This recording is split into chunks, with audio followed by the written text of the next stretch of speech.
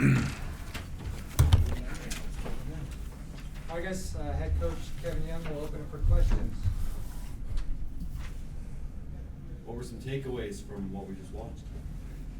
More than anything, just the vibes. Thought it was just fun. Honestly, I told the coaches on the bench at the second part of it, I was like, man, this is fun. I could do this all night. So it was, just you hear about the energy of this building, and it wasn't even all the way filled, and it was fun. Great atmosphere.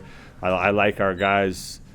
It's been a fun training camp because our guys compete really hard against each other. But I think our team chemistry is really starting to come together, and that's probably my biggest takeaway tonight.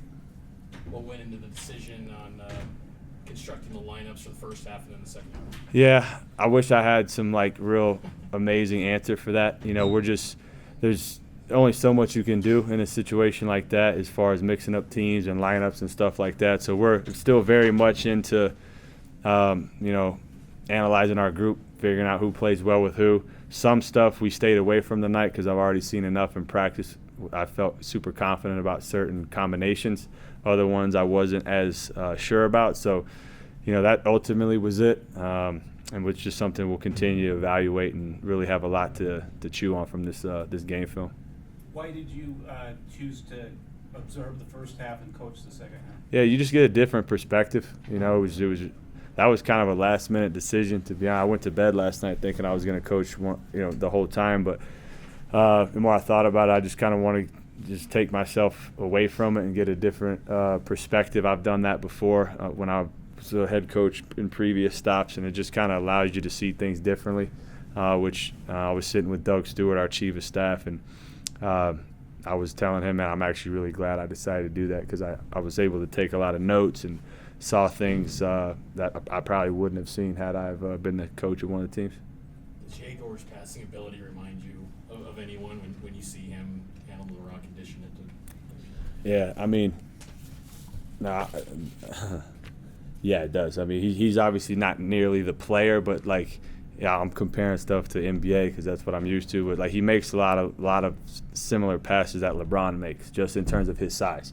I'm not saying he's LeBron, so don't misquote me on that. But just his ability to see the low man, his ability to see the roller, read the defense, quarterback to Jim. At his size, tonight was actually, I thought, the best he's looked against aggressive pick and roll coverage. He's starting to kind of figure out the cadence of how to back dribble and give himself more time, like a quarterback, kind of dropping back in shotgun. But yeah, his passing is special.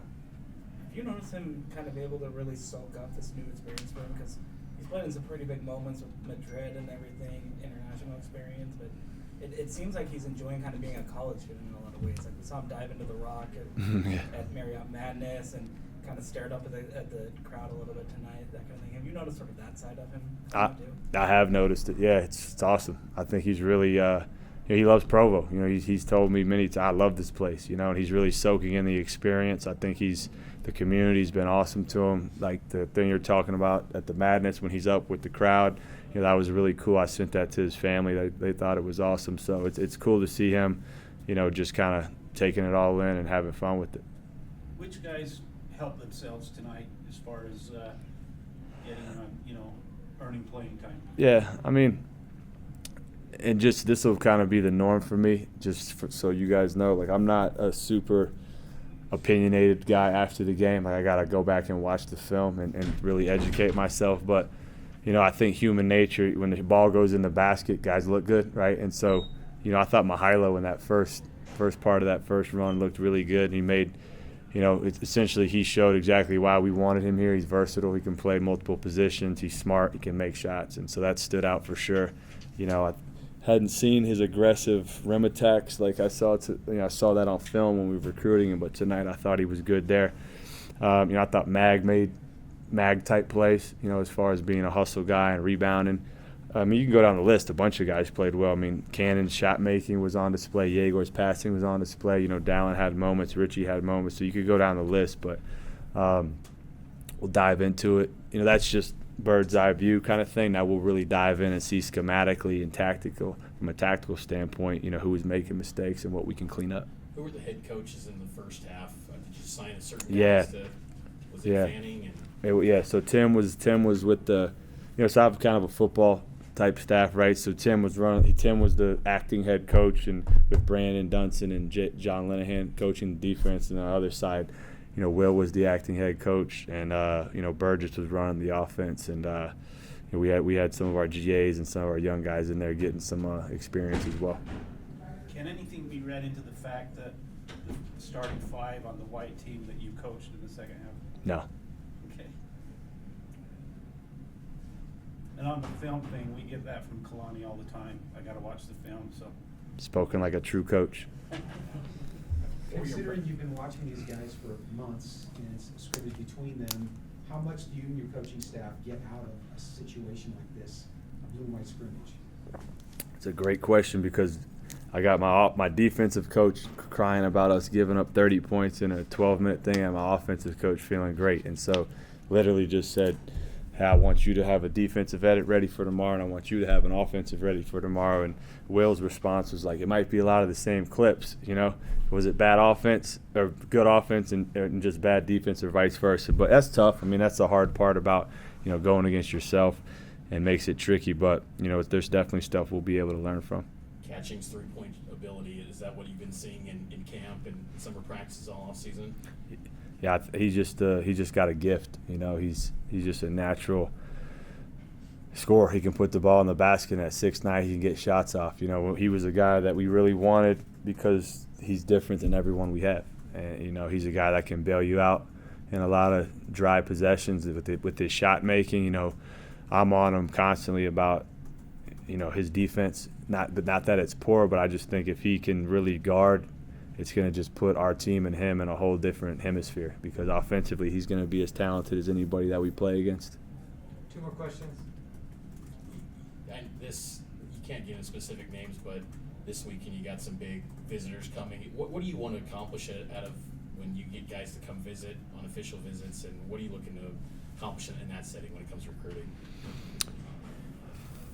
I think the biggest thing we want to accomplish is just giving them a firsthand look of why I personally think that we're a unique situation for certain guys. Is one. 2 is showing off Provo and showing off our campus, showing off our community, showing off the passion of the fans. So hopefully we'll be able to achieve those 2 things. We feel great about things we have lined up and really excited about it. Last question. What do you want or need to accomplish between now and the opening game on November 5th? Just repetitions. I think I've said this to the players, the coaches, and actually I believe the media as well. When I put together the staff that I put together, I got guys for a lot of reasons. I think the recruiting has kind of shown itself as far as like guys having connections all over the world.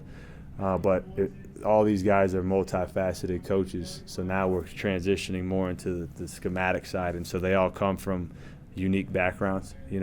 Will's coached in the Olympics, he's coached in Africa, he's coached in the G League and the NBA. Tim's coached in the Euro League. Burgess, JL, and Brandon have all coached high-level college, and so I did that on purpose because I don't know everything, right? And I love learning new things, and so and honestly, it's probably slowed down our progress a little bit early on because we're trying things. Guys have ideas. I get intrigued. I want to see it. But I think we're trimming the fat at this point. I feel like I've seen pretty much enough of the tweaking and the experimentation. So the ultimate answer to your question is just shoring up what we're doing and just having rep on rep on rep and really getting to the point where the guys know exactly what we want them to do on both sides. Yes, thank you. Appreciate it, everybody. Yep.